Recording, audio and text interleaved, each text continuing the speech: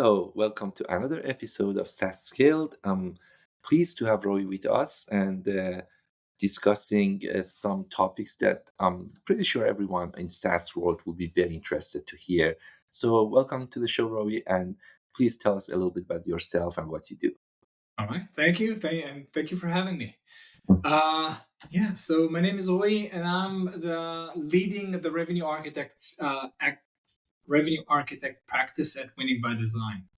Um, Winning by Design. Winning by Design, we work with VC and PE backed B2B recurring revenue companies, and we help them build, design, and improve their go to market strategies and processes. Mm. And our offering is in terms of consulting, just where the revenue architects come in, like myself, and also training.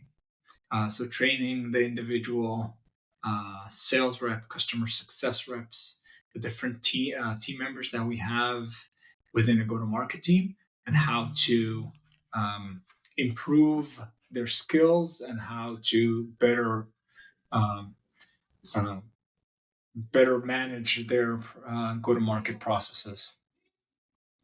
Whenever we talk about architecture and architects, it reminds me that it's something you need to do at the beginning, or it's better to be done at the beginning because it might be too late to build a building and then go to architect and say, I want to change something, right? So, is it the case with you that on the revenue side, since you are a revenue architect, you rather to work with companies before they get very serious about their go-to-market strategy, or it, what stage of the company it's best for Yeah, you to get involved? Very, yeah, very beginning, post revenue, maybe when they are bigger and they are, probably at the mode that they are generating revenue and they have a good machinery, but they wanted to just scale it. So, can you tell us a little bit about this stage? yeah. So I love your question. I never got that, but I'm smiling because yesterday I just signed a contract with an architect to renovate my house, right? So the house is existing, but I want to make it better. I see that there are rooms for improvement. I want to enlarge a room and improve the way my house is, right? So that's why I bring in an architect. Very Um, nice. yeah. So using this analogy, we work with many types or many stages of companies. We usually start off at around the 10 million ARR. And why do we start at that 10 million ARR? Because at that 10 million, usually companies have a go to market, they have found their go to market fit. And they have enough data for us to work with in order to really build, improve, design their processes. And when I'm talking about processes, it's the sales process, it's the lead generation, it's the customer success processes. So we are working with any company from 10 million all the way to north of 1 billion 1 billion in ARR companies. Um, yeah, different challenges when we work with different stages, right? In the beginning, as you said, it's usually they have been testing out things, but it's like a clean slate. We usually start off and okay, you have initial indications, initial data points, and yeah, let's define and build a strategy based on that. And when we're working with more mature companies, is okay, we have reached a certain level, a certain stage. Now, what we need to do in order to take the company and transfer into the next stage of growth. So each one with the different challenges. One of the terms that I heard from you was revenue factory. When you know uh, I read what you have written, and revenue factory, it resembles kind of a scalability, right? So you have the kind of revenue, but now you want to make it faster, growing, growing, growing, and you can scale. Um, when you talk about 10 million ARR, they have a small factory. At that point, they have started to kind of it's a factory in a way, but it's a very small scale factory. And then probably at that point you look at it and say how to make it scalable, how to scale. How do you see and how do you define revenue factory? Yeah. It starts off with our claim that when you think of it, in a recurring in our industry, recurring revenue, mostly B2B recurring revenue businesses, there are no standards. There are no guidelines. We don't know how to build SaaS companies. Or sorry, we do know, but we don't have the frameworks and models and how to architect recurring revenue companies. A lot of the things that we do is based on our experience from our previous companies or what we heard in an event that some founder, leader, executive did successfully in one company and tried to copycat that. But we're not focusing on or using models and frameworks in order to design that. And coming back, why do we use like a revenue factory? Because when you think of it, the manufacturing industry, they do have a lot of standards. They do have a lot of protocols and frameworks and models on which, if you want to build a food and beverage manufacturing company, you have a lot of data and frameworks, models to design and architect how you want to build that factory. So we believe that companies at a certain point, which again, usually 10 million plus or minus, you can start using that in order to create a factory. And you should consider, for example, each go to market motion, each segment, each product as their own production line. And looking at from a production line from, we call it from the initial customer journey all the way to retention and expansion.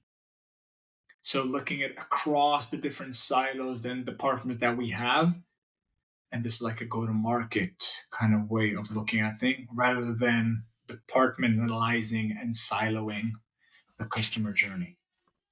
So that's the concept of a revenue factory.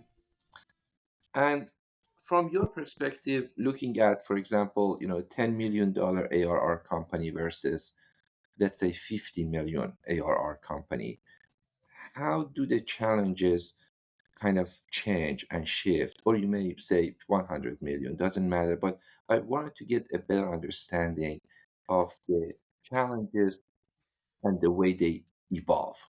Fantastic. So I kept on saying frameworks and models. One of the models that we have is the growth model. So observing where companies have challenges in the different growth stages allowed us to create a model. And we see common breaking points. We call them breakpoints as they grow. And as you said, it's they we have different challenges for 10 million ARR.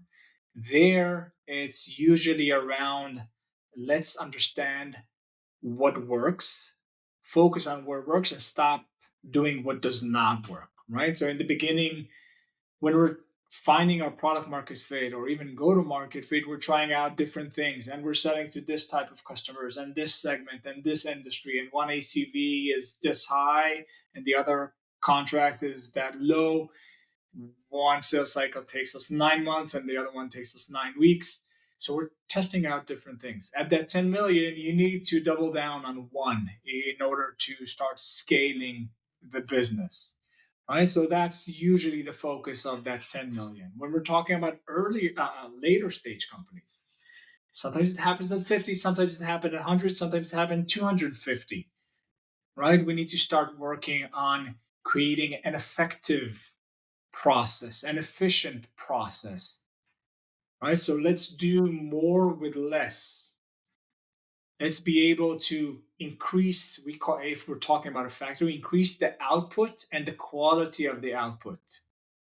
And that's usually like we measure that as a productivity per rep. Can we increase our productivity, our revenue per rep? So these are this type of focus that we have for that 50, 100 million stages. Um, we have seen different stages in software world and, decade over decade, right? So let's talk about very original version of the income and revenue that was perpetually.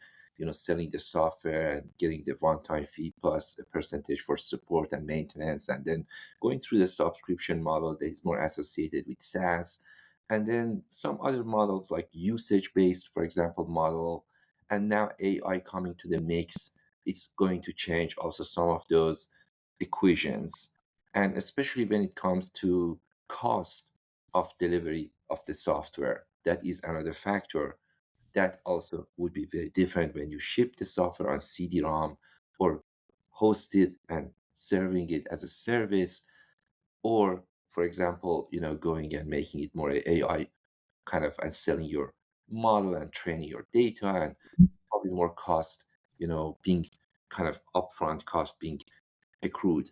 Yeah. Now, when it comes to this kind of evolution and this kind of changing the model and pricing and everything, um, how do you see that that may impact, the kind of companies that you wanted to speak with and architect that kind of revenue machinery and factory for them? You touch on, yeah, this falls under another model that we talk about. This is the revenue model. We have an ownership kind of model, perpetual, either hardware or software. The classical, hey, you buy a front and get the software on a CD-ROM. And then we've got the subscription based. Early 2000s, I don't know if they're the first ones, but they are known to do that. Salesforce came in and said, not only everything is on the cloud, but we're selling you a CRM that Microsoft Dynamics sells for millions of dollars. We're going to sell you per seats $100 a seat per month. So that's the subscription uh, model. And then we've got the consumption model by usage. That's usually that, or by impact, by action. And that's the third model. What you sell, it's not so much as, your question is, what do you want? Who do you want to work with? It's not so much, but it's different. It's a different company. It's a different company, as you said, that sells upfront. And in that case, the risk is mostly on the buyer because they pay upfront, and whatever happens after that, it's their problem. Into subscription, that all of a sudden we bear the risk because we know that our customers will churn if they don't get that impact. And on the other side, consumption, we're not going to get paid if they don't achieve, we call it achieving impact, if they don't get the business outcome of what they signed up for, right? So the companies are completely different. And we need to understand, if we're from a company perspective, where are we playing? How does that influence the win rate, the retention, the ACV? All that needs to be taken into account.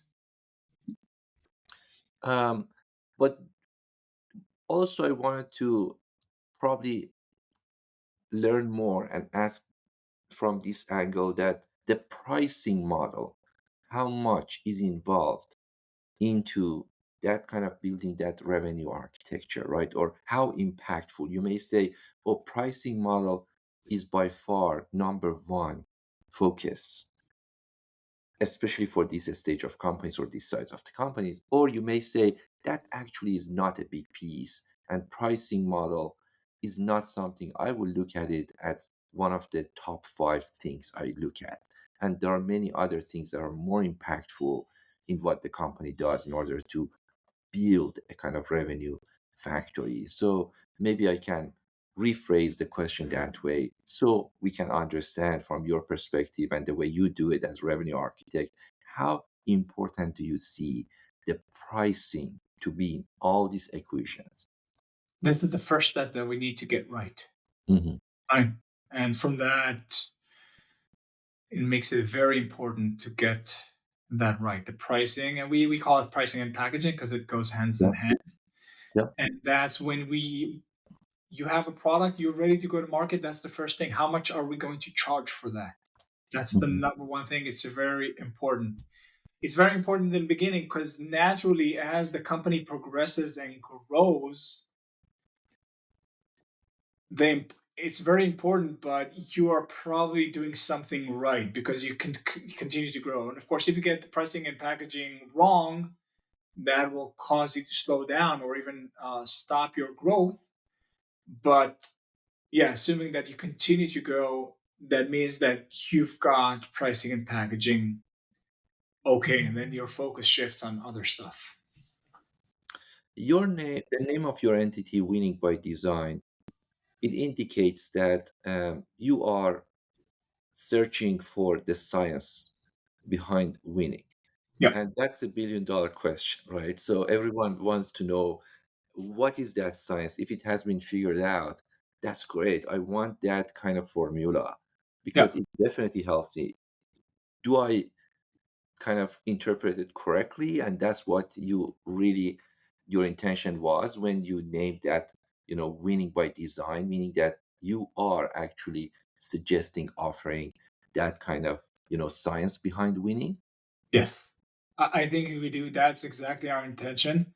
However, we do understand that we're talking about a very complex ecosystem, right? So even if we design the best process, the best go to market, we architected a fantastic revenue factory, there are other things that come into place, right? So the product could be not as great. The Mhm, competition might introduce something that completely disturbed our market, right? mhm. Um, we have, I don't know, people problem in terms of the company, we're running out of money, so a lot of different problems. And again, this is what makes our industry very interesting, right? Because it's so complex, and the go to market, which we're the our world within this complex ecosystem, is just one component. So I wouldn't say that we found the right formula, that if people or companies follow our formula, they are 100% likely to succeed. But our mission in life is just to increase, like, um, this is a 2022 number.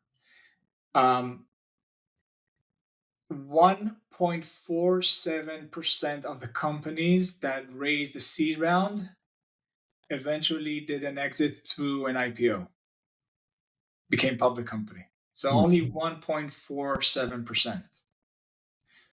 Our mission in life as a company is to slightly improve that number. If we can double that number, if we can introduce models and frameworks that people can follow and just increase their likelihood of succeeding and growing and avoiding those breaking points and pitfalls that we talked about, we've done our job in this world, in our environment.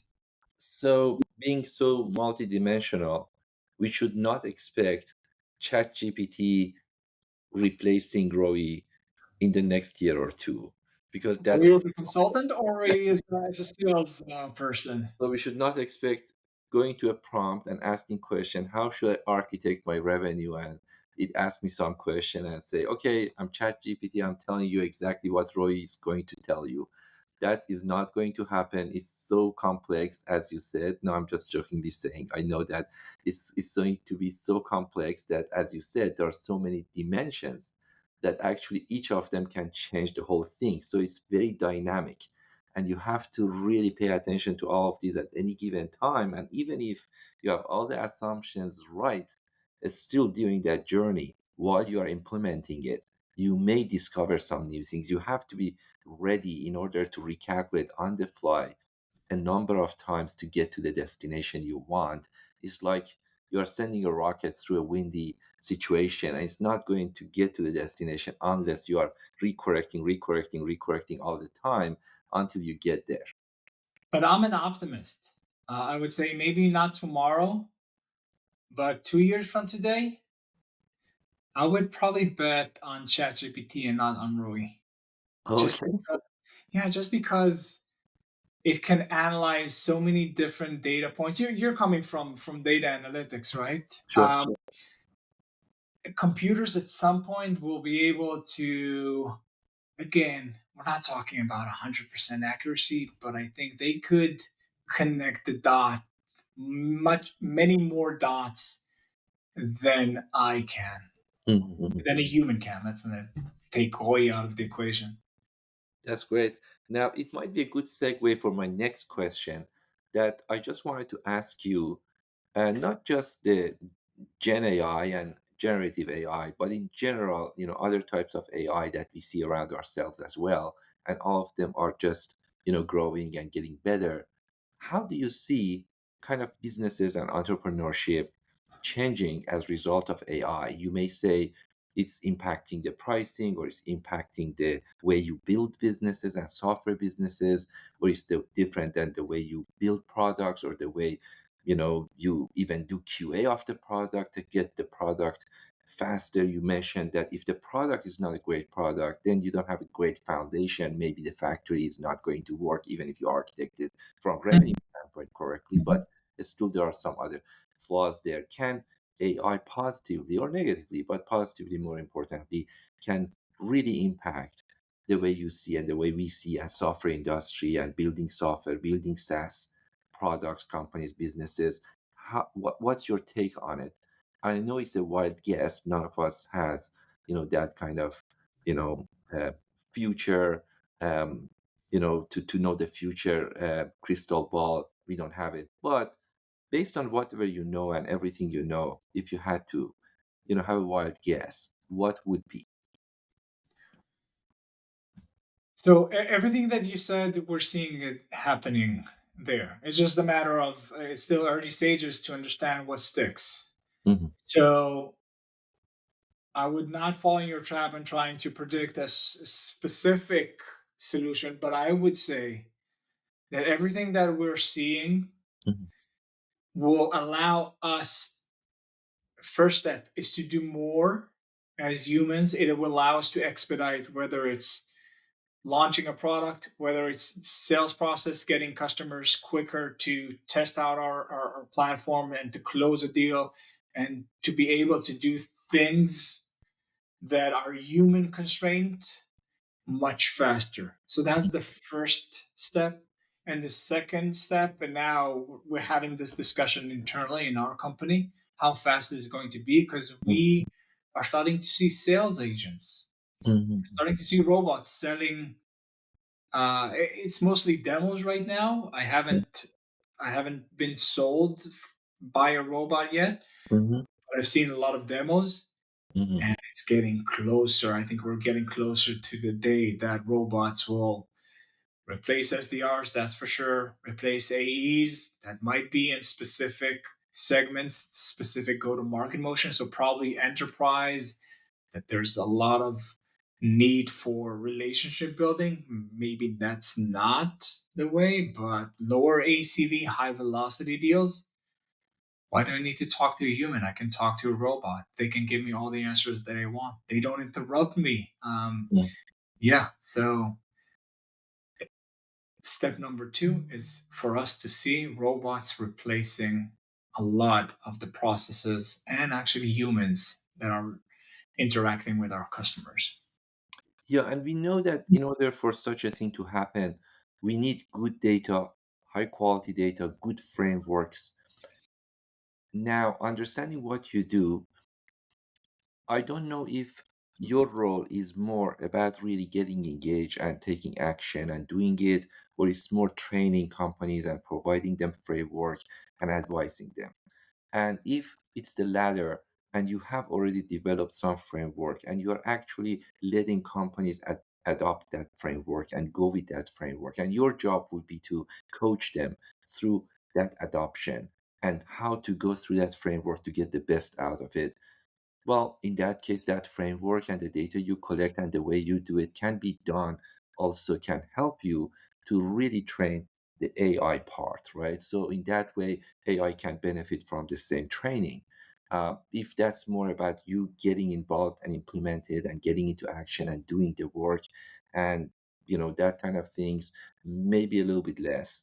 But what's the way that you get involved? Do you see yourself at one point creating the framework for the purpose of training uh, kind of the AI? Yeah, yeah. Mhm. I think so. Today, what I do, I usually start off in trying to understand the business. So I access their CRM and understand what's going on. and then I improve their processes and design processes. I Mhm. believe ourselves, we're not a product company, we're a service company. Sure. But if we would have wanted to divert and we would have wanted to become a product company, yeah.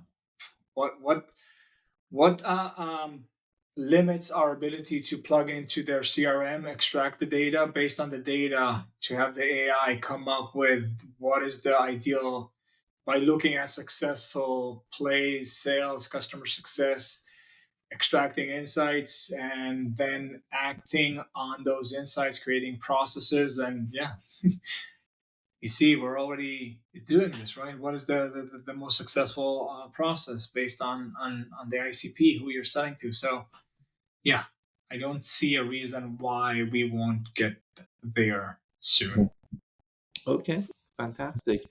Um, I would like to ask you also if you could, um, in your view, offer, suggest some events that you think, companies really would benefit from those events. Or maybe you guys have some training courses, or maybe you guys have some books that you offer. Um, and I would like to get, your input about those kind of events, conferences, if you can suggest some. Also, if you know some books that you may say these books are really good and I enjoyed it either personally or professionally. I appreciate those kind of suggestions as well. All right, fantastic. So um, in our first part of the conversation, we talked about revenue architecture. We Hmm. have a book which includes all the frameworks and models. So for those of you who we were able to spark interest and would want to learn more.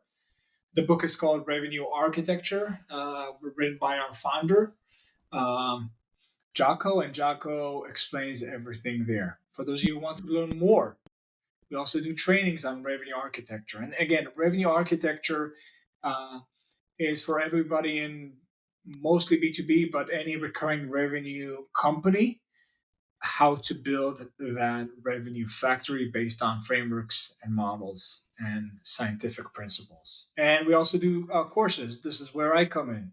Hmm. I teach what we have developed, what we have written in the book. So we could the revenue architecture book, revenue architecture course. Um, and for those of you who want to learn more, check out our website, Winning by Design, and you are able to get there. But I know that you talked about a book, and I just did our my sales pitch or promotion. There's another book I that really helped me. It's not a new book. It's been around, I think, for like 12 years. Hmm. And it's called Sales Manager Survival Guide Lessons from Sales Frontline. And it's by the author of David Brook. And actually, my father-in-law, who was also in sales, he gave this book to me when I was first promoted from an individual contributor, like a sales manager, from a AE into a sales manager role. And nobody taught me what good sales management looks like. And when I came to him for advice, because he's a sales executive for many years, he gave me this book and told me, "Hey, you will find everything that you need in this book." So for those of you who are transitioning into that sales management role, Sales Manager Survival Guide by David Brook. I just love it. I read it 12 years ago. It's still here or there. Yeah, I cannot recommend it. So I think it's relevant even today. Yeah, no, thanks very much for sharing that. It was a great discussion. Thank you very much for joining us again, and hope to get in touch again and having episode 2 of continuation of this discussion sometime next year. Take care. Fantastic. Thank you very much.